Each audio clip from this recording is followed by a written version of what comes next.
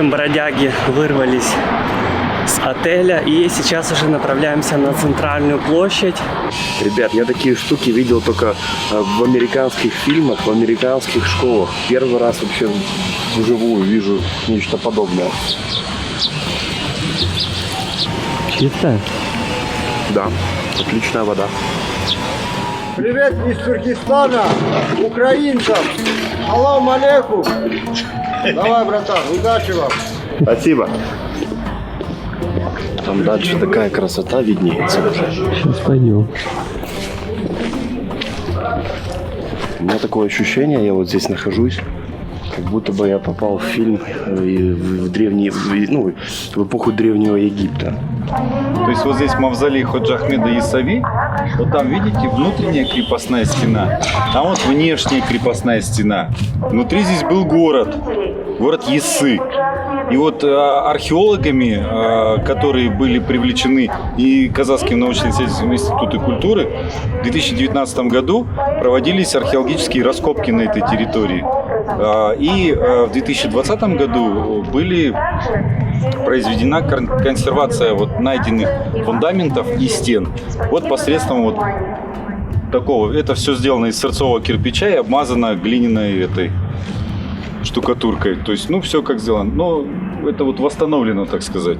Там дальше следующие раскопки. Там вот под куполом еще раскопки. То есть... Что-то еще планируется здесь сделать? Или нет, вот так и сделали, и вот так оно... Нет, оно так и останется. Почему мы не делали так? Потому что мы консервируем найденные фундаменты и просто вот показать вот это руинирование, как было. Потому что, ну, смысла нету делать вот дома там, потому что это новострой, новодел. А вот показать схематично, какие были дворы, какие были примерно строения, планировка, вот это такая задача. Вернулись на станцию, вышли на мост и хотим провести небольшую разведку. О, кстати, смотри, локомотив прицеплен к этому. Можно было бы попробовать. Видишь, есть пустые. Да, дальше есть пустые. Мы себе уже приметили. Смотри. Один состав. Там дальше можно пройти, там не палевно будет, и вот в те пустые запрыгнуть. Да, он уже стоит готов. Походу после этого тот поедет. Погнали, тогда не будем терять времени. Сейчас мы проходили станцию и зашли уже на ее запрещенную территорию, прошли возле рабочих, и они нам ничего не сказали. Мы вот так вот в тупую идем прямо, потому что вот справа стоит наш поезд. И мы хотим как-то относительно без палева обойти и забраться в один из вагонов. Средь белого дня, конечно, делать это жестко. А куда деваться? Мы хотим побыстрее отсюда уехать. Он на тормозе стоит. Вот он на тормозе стоит.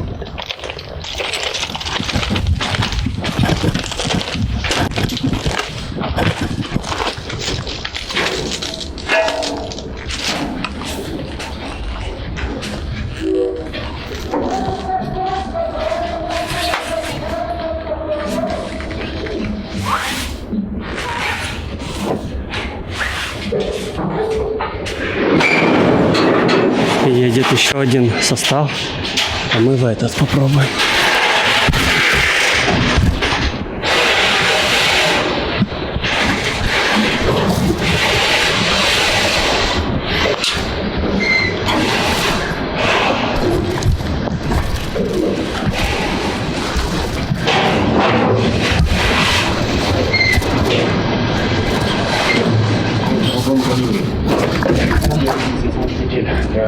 Да. Вот мы забрались в вагон. К сожалению, он из-под угля. И здесь все черное, стенки, пол, все черное. Поэтому по возможности мы потом поменяем этот вагон. Сейчас уже нас обложили рабочие. Но нужно переждать тот момент, когда этот поезд поедет. Пока что сидим тихо. Возле нас есть небольшая будка, где постоянно сидит рабочий и палит все эти путя. Так что, если нам придется бежать в какой-то другой поезд, то он нас сразу увидит. Это очень плохо для нас. Но есть еще соседняя ветка, которая совсем рядом возле нас идет. И когда поезд будет по ней проезжать, мы сможем беспалевно от этого вугра скрыться, потому что этот поезд как раз будет преграждать ему обзор. И в теории, теоретически, мы должны будем запрыгнуть в соседний идущий состав в том направлении.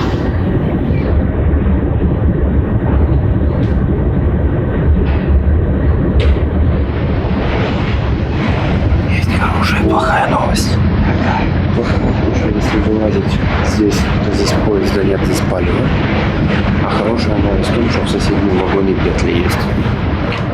Здесь прямо шел мужик в синей форме, то есть проводник или водитель, не знаю кто. Мы хотим сделать небольшой маневр. Перейдем в соседний вагон, потому что там, во-первых, есть петли, и если он поедет, то нам уже на ходу не придется этого делать. И только что прошел рабочий, который простукивал состав. И он сейчас спиной к нам, поэтому у нас идеальная возможность сейчас перейти.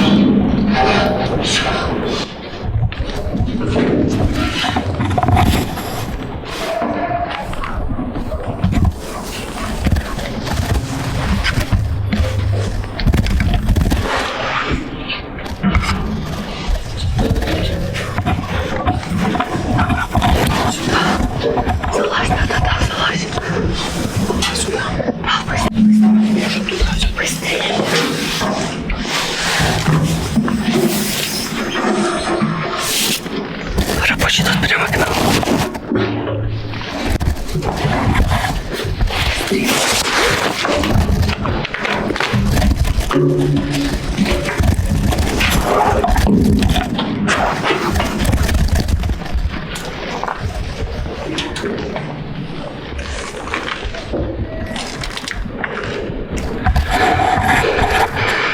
Тут прям рабочий. Сейчас пройдет. Сейчас главное мониторить путь, по которому мы движемся, чтобы мы случайно не уехали в другом направлении. А если мы и уедем в другом направлении, придется прыгать на ходу. Очень опасная развилка, которую невозможно было бы предугадать заранее. Все, мы едем в нужном направлении. Вот поворот направо был на другую ветку. Мы едем в правильном направлении. И это круто, наконец-то.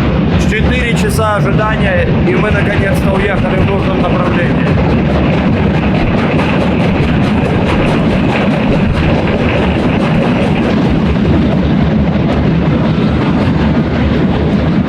Сейчас мы еще хотим немножко перекусить, потом завалимся в гамаки и будем спать до самого утра. Что может быть лучше после сегодняшних мега приключений и сотни часов ожидания, пока не отправился этот товарняк. Наш купленный ножик дожил свою жизнь довольно быстро.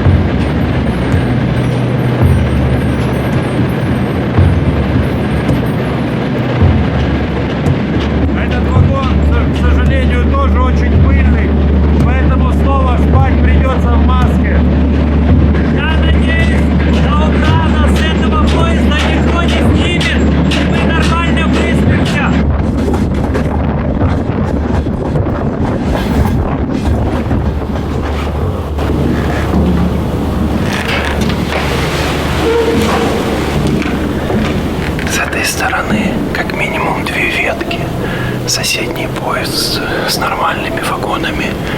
В той стороне 3 поезда, бочки, контейнера. Час ночи. И мы стоим на сортировочной станции. Поезд дальше наш не двигается, поэтому мы собираем свои вещи и будем потихоньку, по темноте перебираться в другой состав.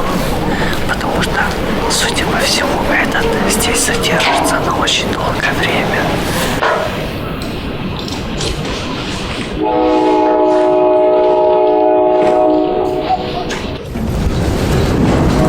Не успеем.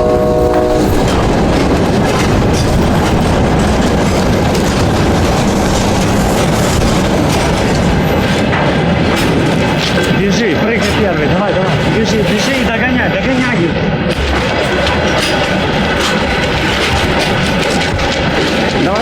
Давай.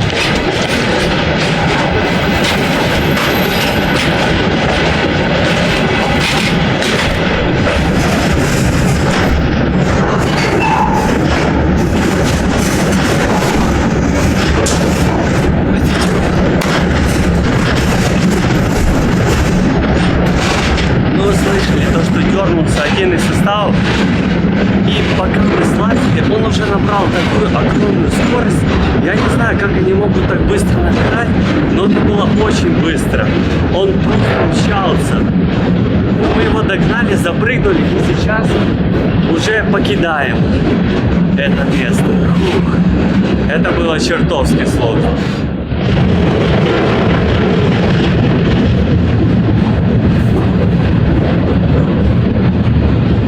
В общем, ночка выдалась безумная. Спали мало, было холодно, но проехали примерно 500 километров. Это огромное расстояние по нашим меркам.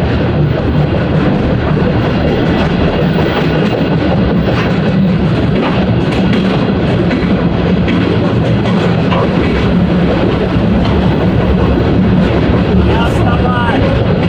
Пора вставать!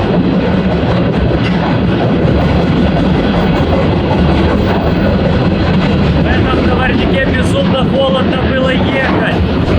Не только потому, что уже ночи начали холоднее быть, а потому, что мне в спальнике сразу же поломались две молнии, мать его. И мне было очень холодно. Замерзали по-страшному. Мы уже практически подъезжаем к городку Байконур. Примерно где-то 80 километров от него. И сейчас станем на сортировочной станции. Так что уже притормаживаем, нужно быть очень бдительным. Вот, смотри, Жазалы мы проехали. Это была последняя большая станция, насколько я помню.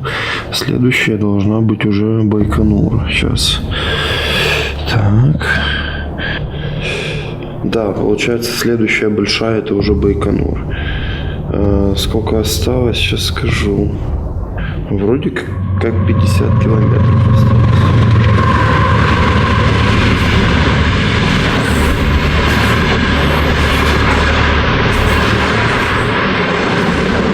Погода меняется. Эта ночь была очень холодной. Я вначале лег в гамак, потом был вынужден просто перелечь вниз, потому что холодный пронизывающий ветер даже через одежду и через спальник проникал в тело, и было очень-очень холодно. Приезжаем к Байконуру, но самое главное, чтобы этот товарняк замедлился на той станции, иначе прыгать будет на огромной скорости очень опасно, а проехать дальше нам никак нельзя. Мы собираем свои вещички и примерно через 10 минут уже будем пробовать выпрыгнуть из этого товарняка, потому что мы уже подъезжаем к городку Тюритам, он граничит с закрытым городом Байконур.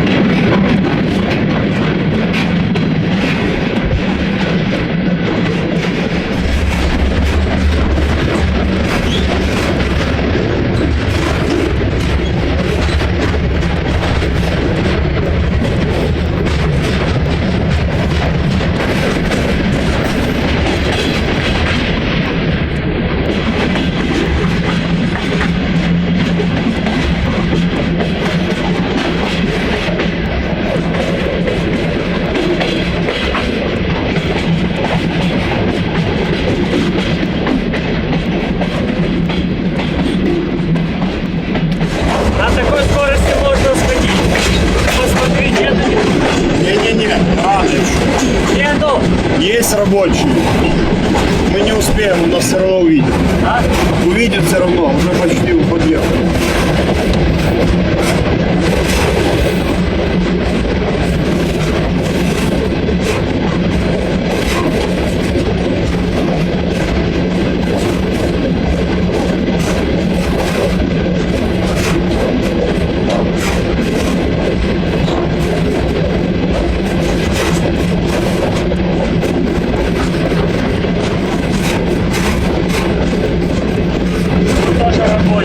Вот здесь стоит, ждет. Так что уже как есть.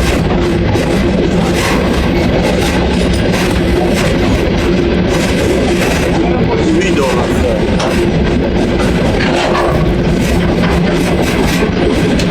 Посмотри на рабочих.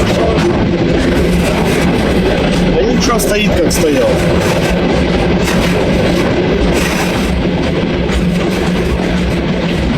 Да, палево просто. Палево просто. А люди там стоят, даже не посмотрели на нас.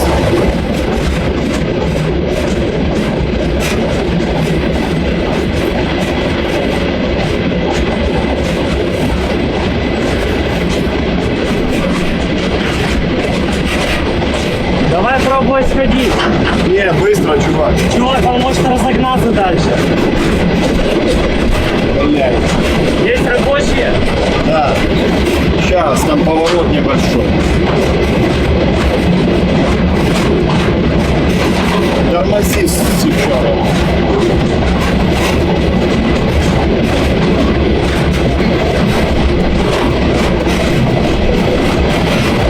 Сейчас там поворот проедет. Рабочий есть? Да, он не смотрит. Он даже не посмотрел на нас.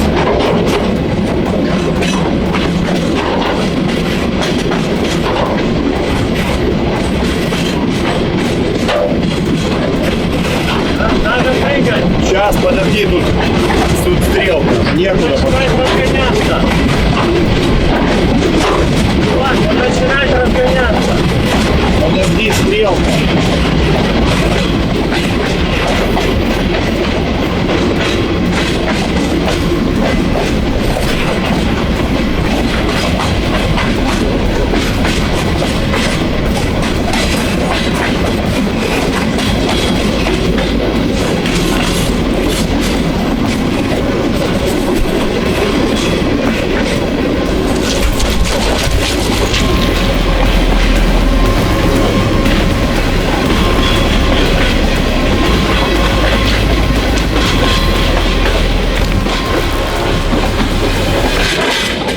Опасная эвакуация. Очень большая скорость. Надо быстро отсюда свалить, потому что позади локомотив. Скорее всего, нас заметили.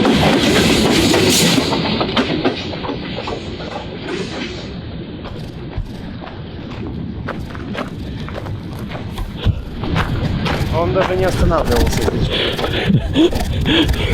Чувак, это было жестко. Ты просто неправильно прыгнул. Ты должен был зацепиться, бежать, держась за поручень, и только тогда, когда ты уже чувствуешь, что ты плотно бежишь по земле, отпуститься.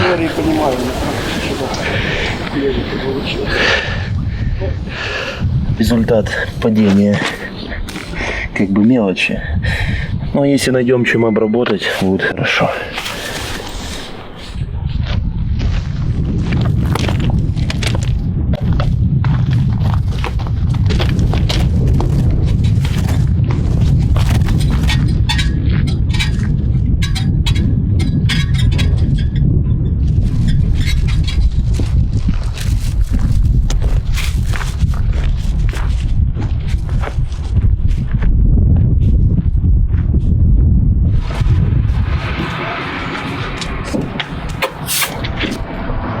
Смотри, она аж трясется от голода.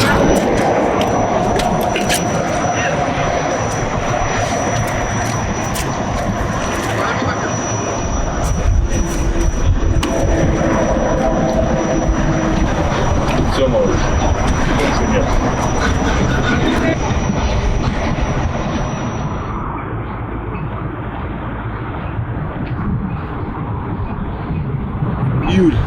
хаос, жара была.